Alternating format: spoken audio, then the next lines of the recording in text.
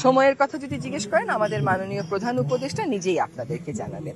রাজনৈতিক দলেরা যে কথা বলছে যে তারা ছাড়া সমস্যার সমাধান করা সম্ভব না, তারা তাহলে 53 বছর সমস্যার সমাধান করে নাই কেন? Would you please answer? কেন আজকে আমাদেরকে দায়িত্ব নিতে হলো? Would you please answer? তাদেরকে ছাড়া সমস্যার সমাধান হবে না, এটা সঠিক কথা। এটাই তো হওয়ার উচিত যে নির্বাচিত জনপ্রতিনিধিরা সমস্যার সমাধান করবে। তাহলে আজকে বায়ু দূষণ নিয়ে আমাকে কেন প্রশ্নের উত্তর দিতে হচ্ছে? সেটা তো আপনাকে বলতে হবে। তাহলে শব্দ দূষণ নিয়ে গুলশান সোসাইটিকে কেন অনুষ্ঠানের আয়োজন করতে হচ্ছে? এটা তো উত্তর দিতে হবে। এবং তারা যখন সমস্ত সমস্যার সমাধান করে ফেলবে, তারা একটা রূপকল্প কি এখনো পর্যন্ত আমাদেরকে দিয়েছে? তারা যে আমাদের কাছ থেকে বলছে যে ম্যাপ দিতে হবে, এই করতে হবে, রোড ম্যাপ করতে হবে, তারা কি একটা রোড ম্যাপ দিয়ে দিয়েছে যে এই সমস্যাগুলোর তারা কি করে সমাধান করবে? আজকে উনারা বলছেন যে সংস্কার উনারাই সবচেয়ে ভালো করতে পারবেন। সেটাই তো গণতান্ত্রিক দেশের কথা। কিন্তু উনারা করেননি কেন তাহলে 53 বছর? তাহলে কেন আমাদেরকে আজকে আমাদের কাজ ছেড়ে এসে দায়িত্ব নিতে হচ্ছে?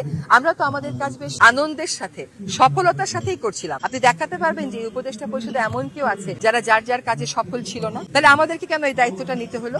একটা নির্বাচনের দিকে যেতেই হবে এই দেশকে, এবং এটাই হচ্ছে এই অন্তর্বর্তীকালীন সরকারেরও একটা বড় প্রাধান্য। সেরকম ভাবে সংস্কারও তো একটা বড় প্রাধান্য। সংস্কারের কথা তো আমরা বলি, জনগণের কাছ থেকেই তো উঠে এসেছে। আমাদেরকে বিচারও করতে হবে, সেটাও তো করতে হবে।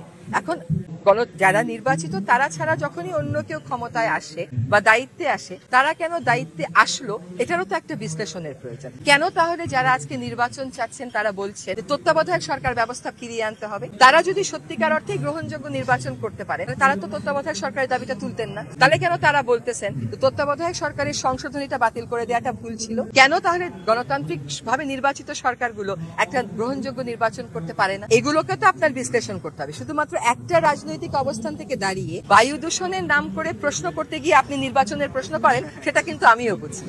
কিন্তু ব্যাপারটা হচ্ছে যে দেশটা তো সবচাইতে আগে। যদি সংস্কারগুলো আপনি মনে করেন বা আপনারা মনে করেন বা জনগণ মনে করে যে আমরা না করে নির্বাচিত সরকার করলে ভালো, তাহলে তো আমাদেরকে দায়িত্বে বসানোরই দরকার ছিল না কোনো। তাহলে আমাদেরকে এই দায়িত্বটা দেয়া হলো কেন? এই বিশ্লেষণটা একটু করবেন।